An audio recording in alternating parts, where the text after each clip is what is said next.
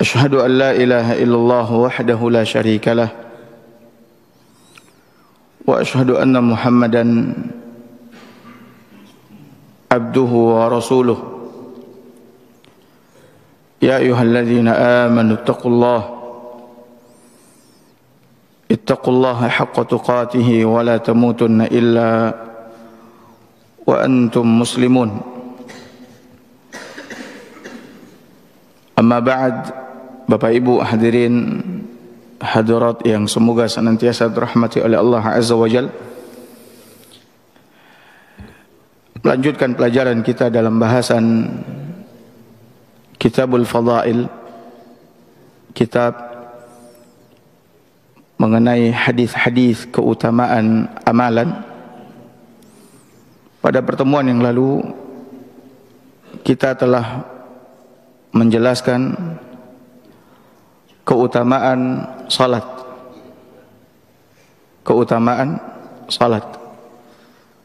Bahwa salat yang 5 waktu sehari semalam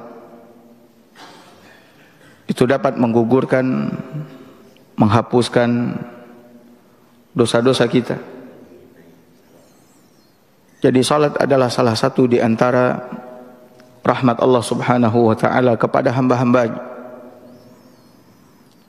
di mana dengan mengerjakan salat Allah Subhanahu wa taala akan menggugurkan dan menghapuskan kesalahan kita.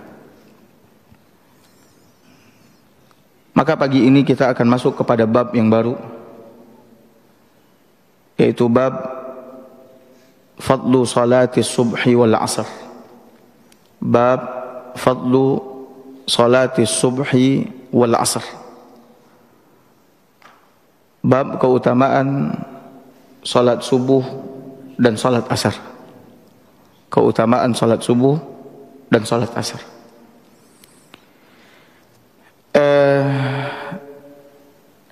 Penulis rahimahullahu taala membawakan beberapa hadis di dalam bab ini. Yang pertama hadisnya Abu Musa radhiyallahu anhu, anna Rasulullah sallallahu alaihi wasallam qaal, bahwa Rasulullah sallallahu alaihi wasallam bersabda, man shallal bardaini dakhala al jannah. Man shallal bardaini dakhala al jannah. Barang siapa yang salat di 2 waktu yang dingin, barang siapa yang salat di 2 waktu yang dingin, dakhalal jannah, maka dia akan masuk surga, atau niscaya dia akan masuk surga. Hadis ini sahih, diriwayatkan oleh Imam Al-Bukhari dan Muslim. Dan yang dimaksud dengan salat di 2 waktu yang dingin, kata penulis rahimahullah, adalah as-subhu wal asr, yaitu salat subuh dan salat asar. Salat subuh dan salat asar. Kenapa salat subuh dan salat asar disebut oleh Nabi SAW dengan al-bardan, 2 waktu dingin atau 2 dingin? Karena memang kedua salat tersebut dikerjakan di waktu dingin. Malam ketika berjalan ke ujung, maka dia akan semakin apa? Semakin dingin. Bapak Ibu rasakan. Ya, ketika malam ini berjalan sampai tengah malam, dan waktunya yang paling nanti akan kita rasakan dingin itu di penghujung malam. Di penghujung malam. Orang-orang mungkin di awal malam tidur tidak mengenakan selimut. Tapi ketika nanti di jam 3, jam 4 akan terasa apa? Terasa dingin. Maka dia butuh kepada apa? Selimut. Begitu juga waktu malam itu, waktunya yang paling dingin adalah waktu di penghujung malam, waktu subuh. Begitu juga di waktu siang. Waktu siang itu waktunya yang paling dingin, itu di waktu penghujung. Ya. Ketika siang bolong, terik, itu berlalu, akan masuk waktu asar, maka panas yang ada di siang hari itu akan pecah, mereda, dan masuklah waktu apa? Waktu asar. Makanya Nabi SAW menyebutkan subuh dengan asar itu dengan sebutan al-bardan, dua waktu dingin, dua waktu yang dingin. Nah, Bapak Ibu hadirin hadirat yang dimuliakan oleh Allah Azza wa Jalla, ini hadis yang pertama. Hadis yang kedua, hadis yang diriwayatkan oleh Imam Muslim di dalam kitab Sahih beliau dari Abu Zuhair Umarah ibn Ru'yabah radhiyallahu anhu. Dia berkata, sami'tu Rasulullah sallallahu alaihi wasallam yaqul, aku mendengar Rasulullah sallallahu alaihi wasallam bersabda, lan yalijan nara ahadun shalla qabla tulu'i syamsi wa qabla ghurubiha. Kata Nabi, tidak akan masuk neraka, tidak akan masuk neraka seseorang yang mengerjakan salat sebelum terbitnya matahari dan sebelum terbenamnya. Tidak akan masuk neraka seseorang yang mengerjakan salat sebelum terbitnya matahari dan sebelum terbenamnya, yakni al-fajr wal asr, yaitu salat subuh dan salat asar. Salat subuh dikerjakan sebelum terbitnya matahari, salat asar dikerjakan sebelum terbenamnya matahari. Nabi mengatakan tidak akan masuk neraka. Kalau tadi Nabi SAW mengatakan, siapa yang mengerjakan salat di dua waktu yang dingin, niscaya dia akan masuk surga. Kalau ini, niscaya dia tidak akan masuk neraka.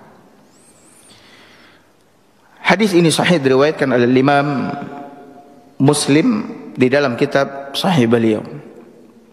Nah, Bapak Ibu hadirin hadirat yang semoga senantiasa dirahmati oleh Allah Subhanahu wa taala.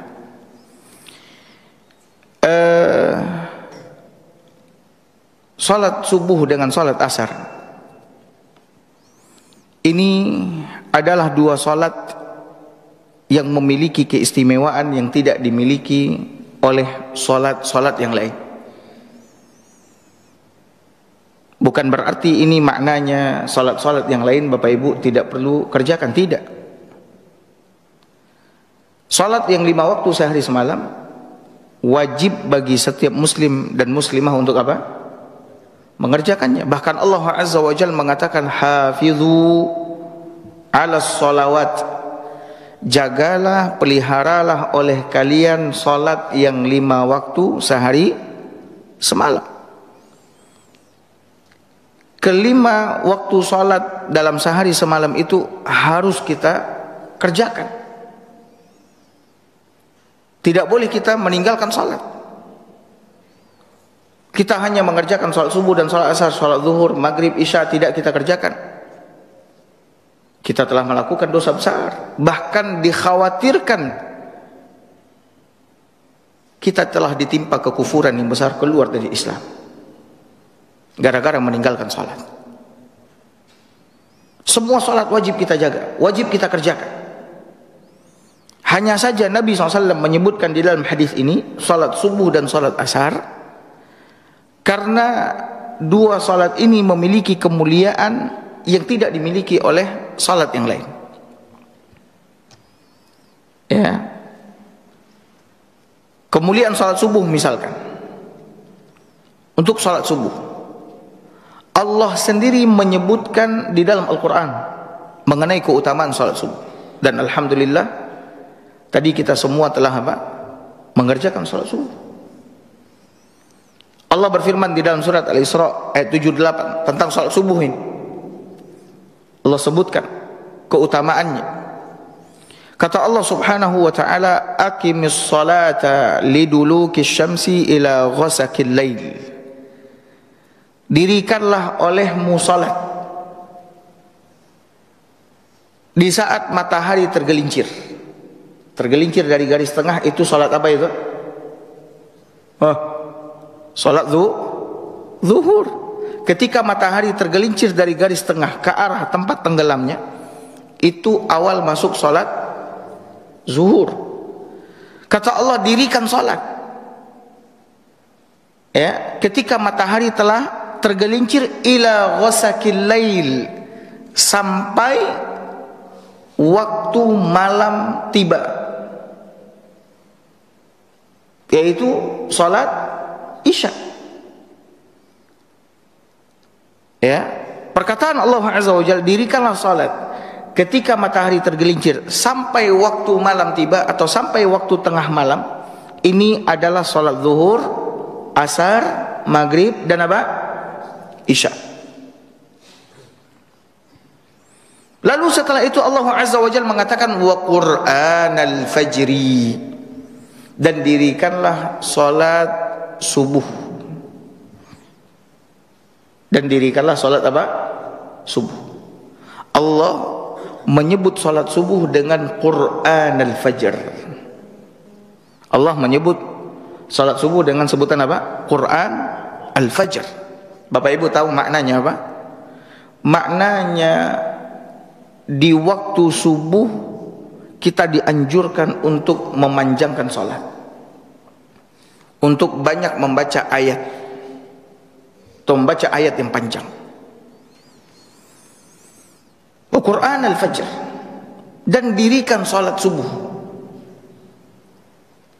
Ya, inna Quran al-Fajri kana mashhuda, sesungguhnya salat subuh itu adalah salat yang disaksikan. Disaksikan oleh siapa? Disaksikan oleh para malaikat. Sesungguhnya salat subuh adalah salat yang disaksikan oleh para malaikat. Nanti kita akan melewati hadis yang menjelaskan akan hal ini. Nah, Bapak Ibu hadirin hadirat dimuliakan oleh Allah Subhanahu wa taala, di dalam ayat ini Bapak Ibu perhatikan, Allah Subhanahu wa taala menyebutkan salat subuh secara khusus terpisah dari salat apa?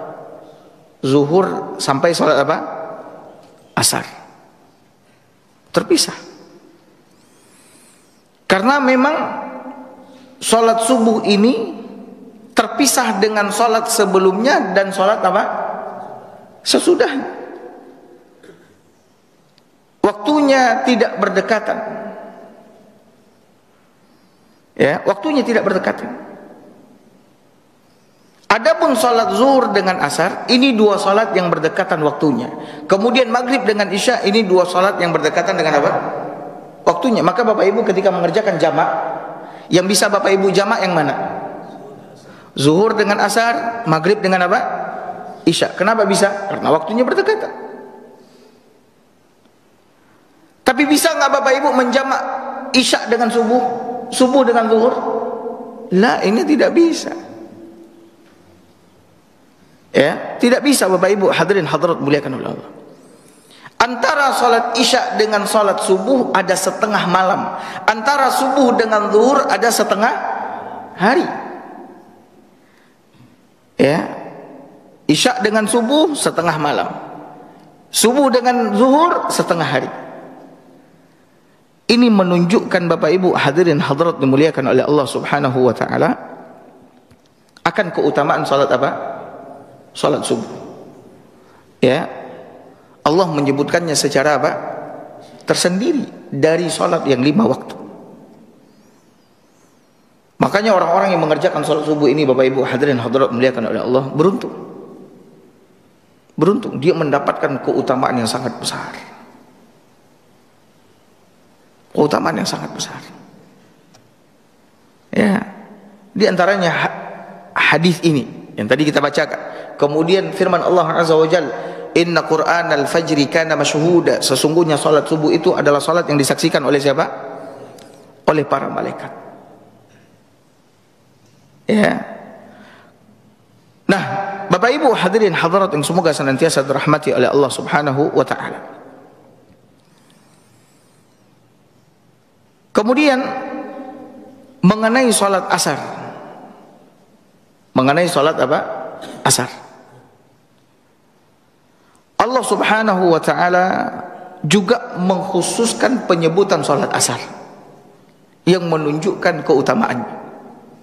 Di dalam surah Al-Baqarah ayat 238. Apa kata Allah Subhanahu wa taala? Hafizu 'alas shalawat. Jagalah oleh kalian salat yang 5 waktu sehari semalam. Peliharalah oleh kalian salat yang 5 waktu sehari semalam. Apa yang harus dijaga? Yang dijaga Bapak Ibu, waktu pelaksanaannya. Jangan menunda-nunda pelaksanaan salat. Kalau seandainya memang tidak ada uzur yang membuat kita untuk menundanya, maka jangan tunda, kerjakan salat. Karena sesungguhnya orang yang suka mengundur-ngundur pelaksanaan salat, ini adalah orang-orang munafik. Orang-orang munafik yang suka mengundur-ngundur salat, menunda-nunda salat, sehingga dia mengerjakan salat tersebut di waktu-waktu akhir menjelang masuknya waktu salat berikutnya. Ini adalah salatnya orang-orang munafik. Allah Azza wa Jalla berfirman di dalam surat Al-Maun, fawailul lil musallin, celakalah orang-orang yang salat. Orang salat celaka, iya. Tapi orang yang salat bagaimana yang celaka? Alladzina hum an salatihim sahun. Mereka yang mengerjakan salat secara sahun. Sahun artinya menunda-nunda, melalaikan pelaksanaan salat. Ketika disuruh salat, nantilah. Ketika waktu salat akan habis, baru dia salat. Bahkan tak jarang dia mengerjakan salat zuhur setelah masuknya waktu salat apa? Asar. Ini adalah gayanya salat orang-orang munafik. Jadi jaga waktu pelaksanaan salat. Kemudian apalagi yang harus kita jaga di dalam melaksanakan salat? Jaga rukunnya, jaga wajibnya, jaga sunnahnya. Dan yang paling penting untuk Bapak Ibu jaga di dalam melaksanakan salat adalah kekhusyuan. Adalah apa? Kekhusyuan. Yaitu bagaimana hati Bapak Ibu ketika salat hanya terhubung kepada Allah Azza wa Jalla, yang kita ruku, yang kita sujud, yang kita bermunajat kepadanya. Tidak memikirkan yang lain. Tidak memikirkan apa? Yang lain. Apabila kita telah mengucapkan takbiratul ihram, Allahu Akbar, maka terputuslah semua urusan-urusan dunia dari hati kita, dari pikiran kita. Yang ada adalah kita saat ini tengah berdiri di hadapan Malikul Muluk, Raja di Raja. Kita tengah mengadu, kita tengah bermunajat, kita tengah berdoa. Itu yang ada. Adapun dunia, usaha kita, keluarga kita, semuanya harus kita putuskan. Kita hadapkan jiwa dan raga kita hanya kepada siapa? Allah ketika kita salat. Makanya Bapak Ibu, saya mau sampaikan sama Bapak Ibu, ruhnya salat itu adalah apa? Khusyuk. Makanya di dalam agama perhatikan, kita dilarang mengerjakan salat di saat kita tengah menahan buang air. Kalau Bapak Ibu ada rasa ingin buang air, maka Bapak Ibu dilarang di dalam agama untuk apa? sholat. Kenapa dilarang? Sholat dalam keadaan menahan rasa buang air. Kenapa dilarang Bapak Ibu? Karena akan menghilangkan kekhusyuan. Bapak Ibu akan goyang kanan kiri. Pikiran Bapak Ibu tidak lagi tertuju kepada Allah, tapi tertuju bagaimana imam harus bacanya, Pak. Imam bacanya harus cepat, dia harus cepat menyelesaikan salat karena kita butuh apa? Ke kamar mandi. Ya. Itu yang Nabi SAW mengatakan, janganlah kalian salat, janganlah salah seorang di antara kalian salat wa huwa yudafi'u 'anil akhbatsan. Sementara dia menahan dirinya untuk tidak buang air. Dia pengen buang air, tapi dia kerjakan salat. Dilarang. Ini akan menghilangkan kekhusyuan. Juga kita dilarang mengerjakan salat ketika makanan telah terhidang di hadapan kita. Makanan telah terhidang di hadapan kita, ya, atau kita lagi makan, masuk waktu apa? Salat. Kita dilarang untuk mengerjakan salat. Bapak Ibu tahu kenapa? Karena juga akan menghilangkan apa? Kekhusyuan. Kita juga dilarang mengerjakan salat di saat kita betul-betul sangat-sangat mengantuk. Sangat-sangat mengantuk. Bedakan mengantuk-ngantuk sakit ya Pak. Kalau mengantuk-ngantuk sakit itu kita seluruhnya mengantuk. Yang saya maksudkan betul-betul mengantuk berat. Kenapa dia dilarang? Dikhawatirkan dia kalau mengerjakan salat bukannya memuji dan memuja, menyanjung Allah Azza wa Jalla di dalam salat, tapi justru dia mencela dan mencaci Allah Subhanahu wa taala. Tak boleh salat dalam keadaan mengantuk berat. Tapi kau jangan jadikan alasan awak mengantuk. Salat kata ustaz kalau ngantuk berat nak ada aja. Lalunya habis isya tu ngantuk berat kecilnya. Ini tidak benar. Lalu habis isya tu ngantuk berat kecilnya. Beda orang betul-betul ngantuk berat. Dia enggak tidur, baru tidurnya tertidur jam 4. Ya. Khawatirnya kalau dia mengerjakan salat di saat dia ngantuk berat, dia tidak memuji dan menyanjung Allah Azza wa Jalla, tapi dia mencela Allah Subhanahu wa taala di dalam salatnya. Orang yang ngantuk barik itu Bapak Ibu sadar enggak dengan apa yang dia katakan? Sama kayak gini Bapak Ibu. Saya enggak tahu ya Bapak Ibu pernah atau tidak. Suami istri mengobrol.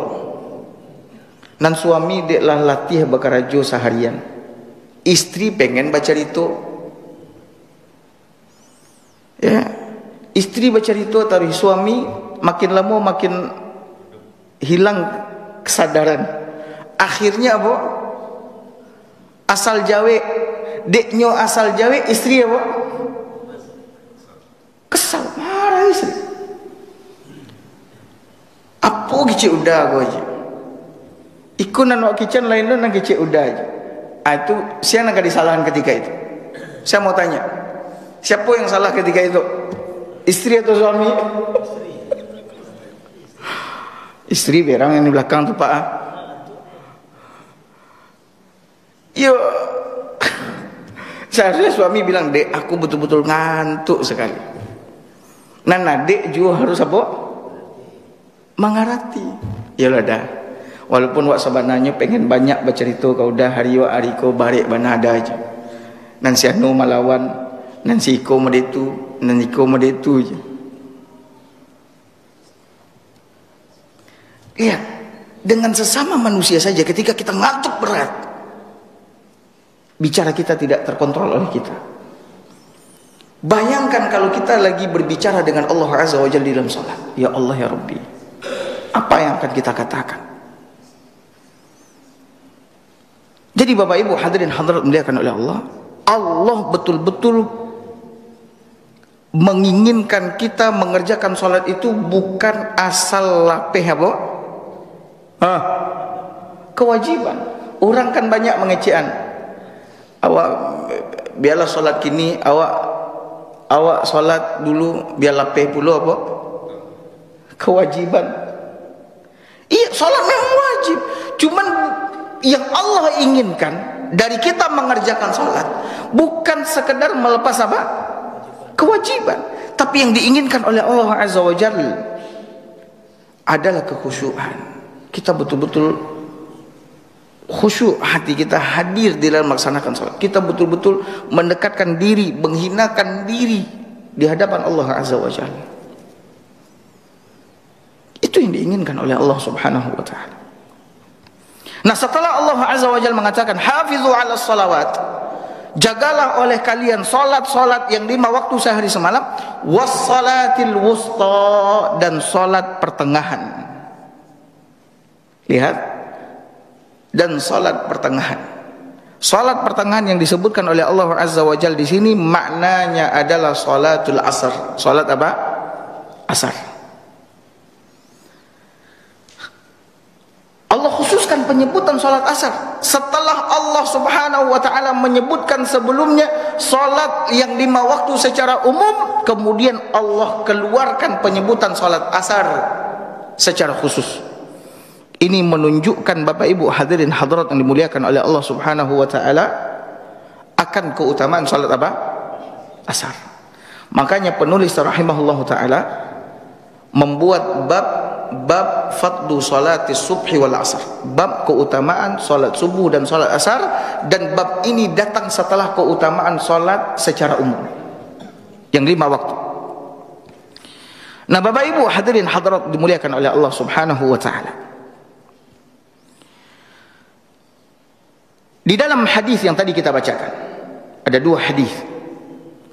Hadis yang pertama mengatakan man shallal bardaini dakhalal jannah, siapa yang mengerjakan salat 2 salat yang dingin, siapa yang mengerjakan salat di waktu 2 yang dingin, yaitu salat subuh dan salat asar, maka dia akan masuk apa? Surga. Di hadis yang kedua Nabi SAW mengatakan annahu la yalijun nara ahadun shalla qabla tulu'is syamsi wa qabla ghurubiha. Tidak akan masuk neraka seseorang yang mengerjakan salat sebelum terbitnya matahari dan sebelum terbenamnya matahari. Salat subuh dengan salat apa? Asar. Maka pada hadis yang pertama Nabi SAW menetapkan masuk ke dalam surga. Di hadis yang kedua Nabi SAW menafikan masuk dari mana? Masuk ke dalam apa? Ke dalam neraka. Masuk ke dalam neraka. Dan kedua-duanya merupakan keutamaan yang sangat besar. Ya, keutamaan yang sangat besar. Karena besok di akhirat Bapak Ibu, tempat kembali manusia ini hanya 2. Kalau tidak surga, maka dia adalah apa? Neraka. Kalau tidak masuk surga, dia berarti dia masuk neraka. Kalau tidak masuk neraka, dia berarti masuk surga. Dan itulah kemenangan yang besar Bapak Ibu sekalian. Keberuntungan yang tidak ada lagi keberuntungan di atas itu. Selamat dari neraka, masuk surga. Nabi SAW mengatakan yang mengerjakan salat subuh dan salat asar, dia niscaya dia akan masuk surga. Dia tidak akan masuk ke dalam neraka. Dan itulah kemenangan yang besar. Allah Azza wa Jalla berfirman di dalam surat Ali Imran ayat 185. Ini hendaknya Bapak Ibu ingat baik-baik dan yakini, seyakin-yakinnya di dalam hati Bapak Ibu semua, bahwa Allah Azza wa Jalla mengabarkan kepada kita, faman zuhziha 'anil nar, siapa yang dijauhkan dari neraka. Dijauhkan dari neraka artinya apa? Diselamatkan dari neraka. Wa udkhilal jannah, dimasukkan ke dalam surga. Faqad faz, maka sungguh dia beruntung, menang dengan keberuntungan dan kemenangan yang besar. Kalau di dunia ini kita ngelihat orang beruntung dan menang itu orang yang menang tender, orang yang duitnya banyak, Ya, orang yang asetnya banyak, kita katakan oh dia orang yang beruntung, dia orang yang menang. Proyek ini dia yang megang, proyek ini dia yang megang. Ya, lihat saja asetnya, lihat saja duitnya. Dia betul-betul orang yang beruntung. Beruntung menurut kacamata apa? Ahli dunia. Tapi menurut kacamata Allah dan Rasul, keberuntungan tidak dilihat dari dunia, tapi keberuntungan dilihat dari selamatnya dia dari siksaan api neraka, masuknya dia ke dalam surga. Karena dunia ini Bapak Ibu, apa kata para ulama kita terdahulu? Dunia ini berapapun banyaknya, berapapun berharganya, berapapun bernilainya, dia hina. Itulah dunia.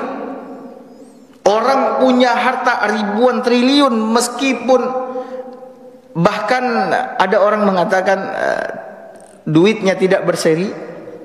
Tidak ada seri berarti apa? Banyak pitih gitu ya.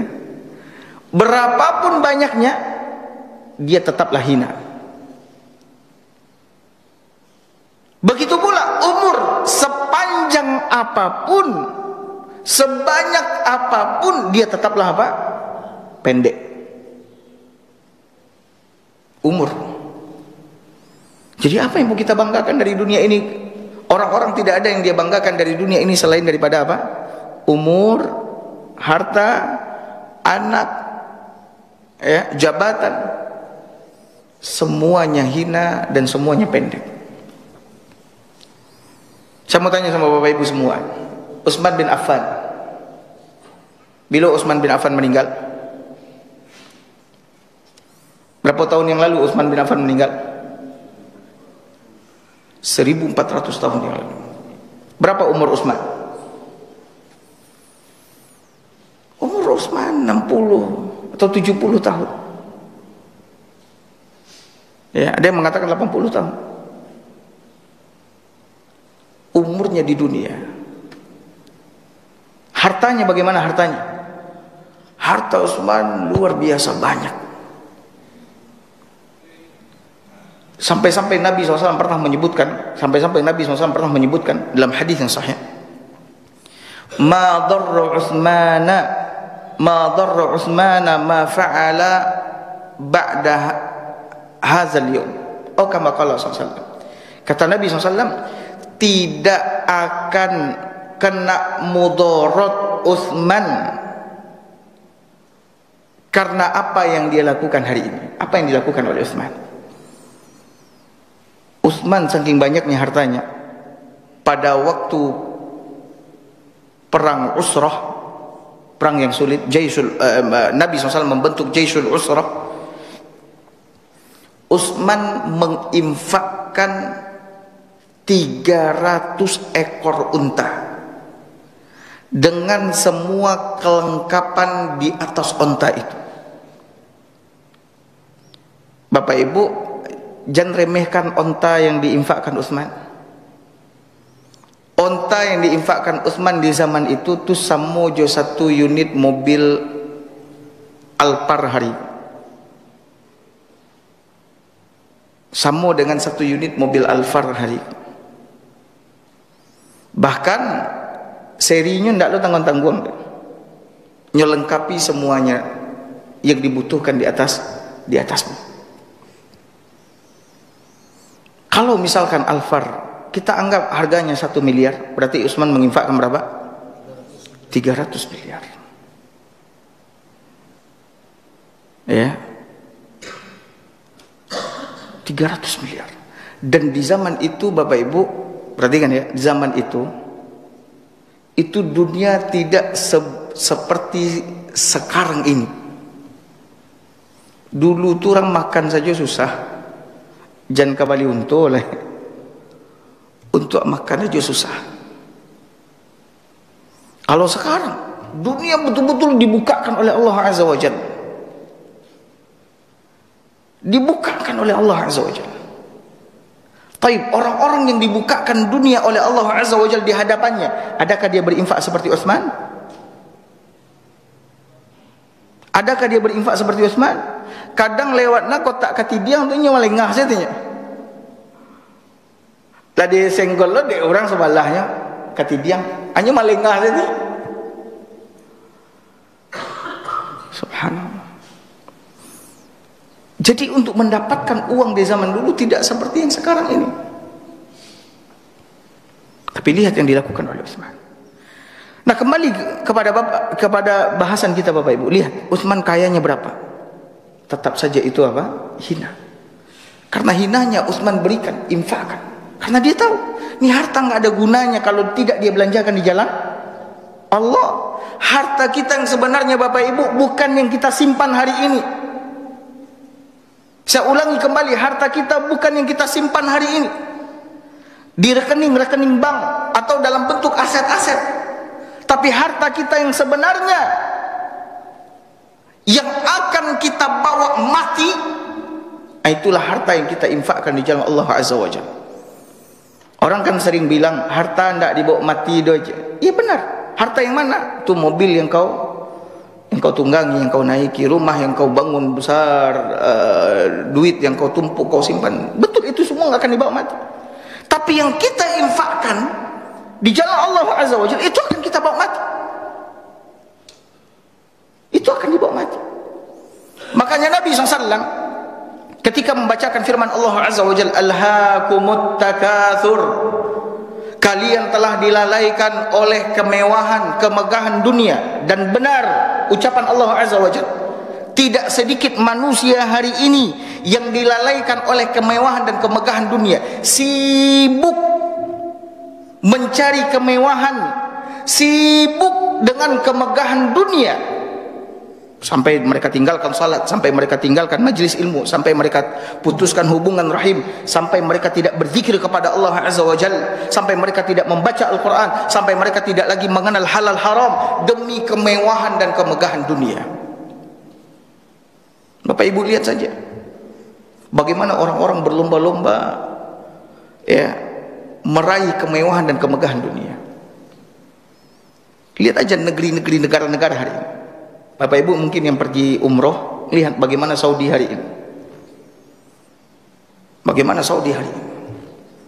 Dia akan membangun ya gedung-gedung yang tinggi, destinasi-destinasi hiburan ya yang mewah dan lain sebagainya. Negara-negara yang lain juga demikian. Orang-orang berlomba-lomba ya membangun dunia hari ini.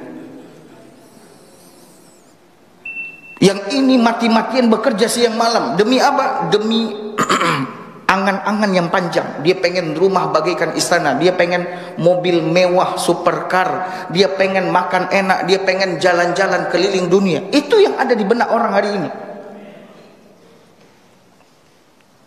Itu yang ada.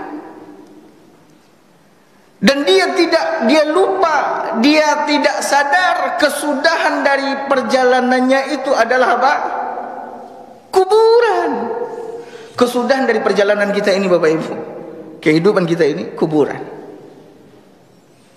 Nasallahu salamata wal afiyah. Kuburan.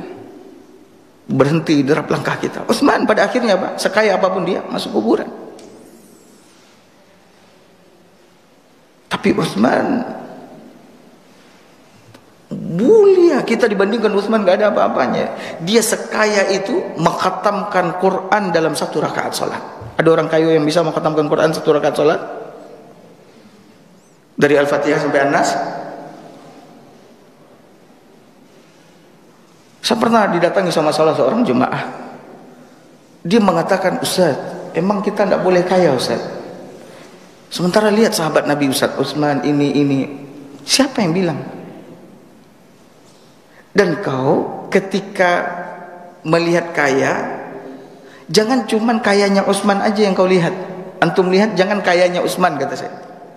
Tapi lihat ibadah Utsman. Utsman siapa?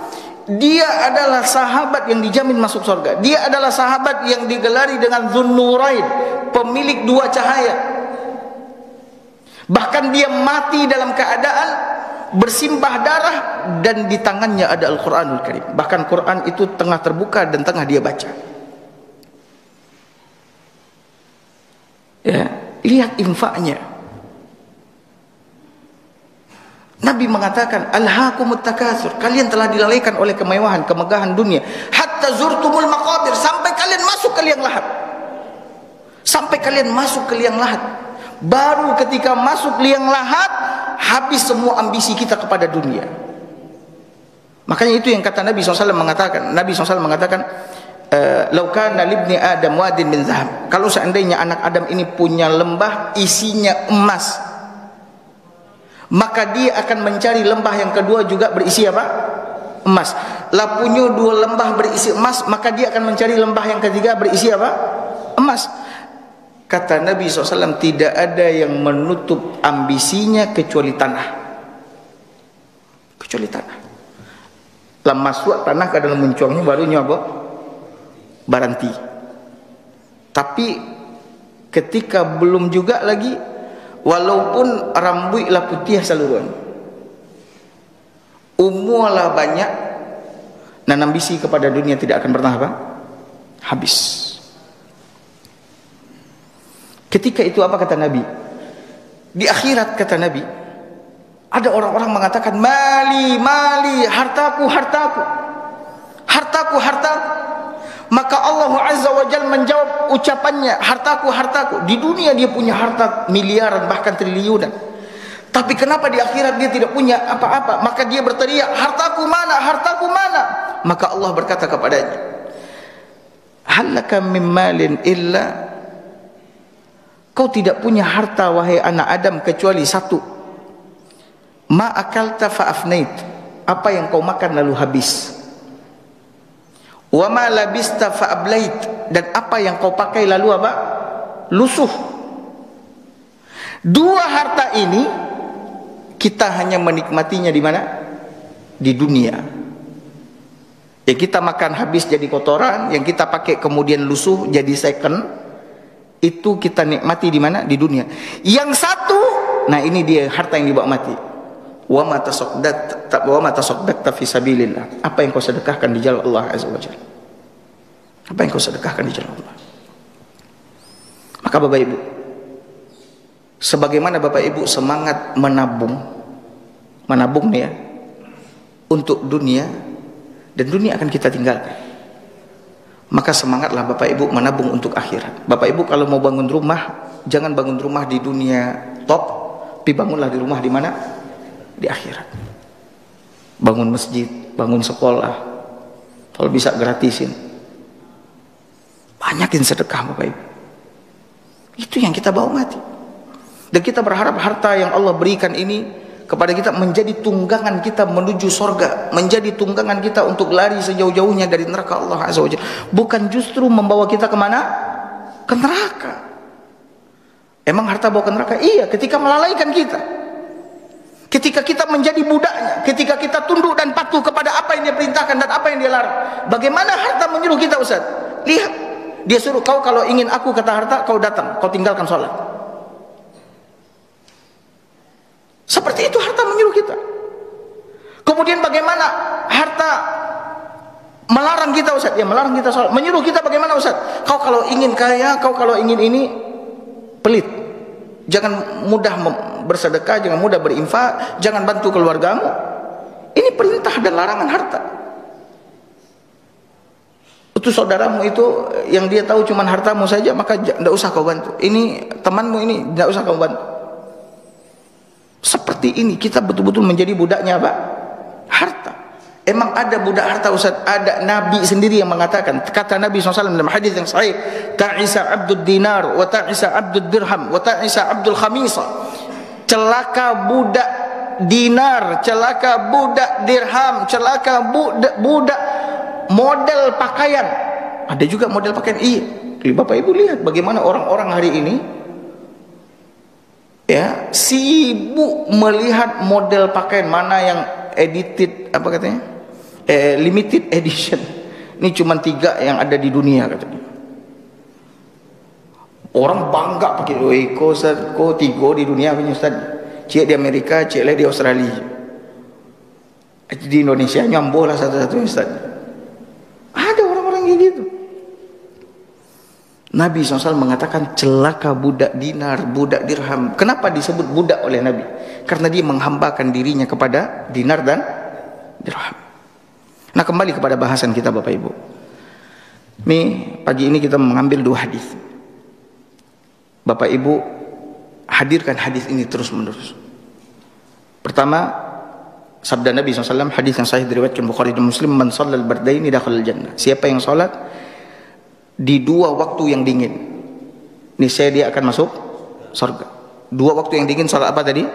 Subuh dengan asar. Makanya Bapak Ibu semangat hadir salat subuh itu. Semangat. Kemudian yang kedua, sabda Nabi SAW, lan yalijan nara ahadun shalla qabla tulu'i syamsi wa qabla ghurubiha. Tidak akan masuk neraka orang yang mengerjakan salat sebelum terbitnya matahari dan sebelum terbenamnya matahari. Salat apa itu? Subuh dengan asar. Dan di antara ulama ada yang mengatakan, kenapa disebutkan 2 salat ini? Karena 2 salat ini apabila dapat dijaga dengan baik oleh manusia, maka salat yang lainnya akan mudah untuk dia jaga. Tapi kalau seandainya 2 salat ini tidak bisa dia jaga dengan baik, maka jangan pernah harap dia bisa menjaga salat-salat yang lain. Maka saya berdoa kepada Allah Azza wa Jalla, semoga Allah Azza wa Jalla menjadikan saya, Bapak Ibu, keturunan-keturunan kita semua orang-orang yang mendirikan salat, orang-orang yang menjaga salat, dan semoga salat-salat yang kita kerjakan ini diterima oleh Allah, dan Allah jadikan salat-salat kita ini sebagai tameng pelindung dari perbuatan keji dan mungkar, karena Allah Subhanahu wa taala telah berfirman, innas salata tanha 'anil fahsya'i wal munkar. Sesungguhnya salat itu mencegah dari perbuatan keji dan mungkar. Cukup sampai di sini kajian kita Bapak Ibu. Semoga apa yang kita sampaikan pagi ini bermanfaat. Insyaallah di pertemuan berikutnya kita akan melanjutkan kembali bahasan kita mengenai hadis-hadis mengenai keutamaan salat subuh dan salat asar. Barakallahu fikum wa sallallahu ala nabiyyina Muhammad wa ala alihi wa sahbihi wa sallam. Assalamualaikum warahmatullahi wabarakatuh.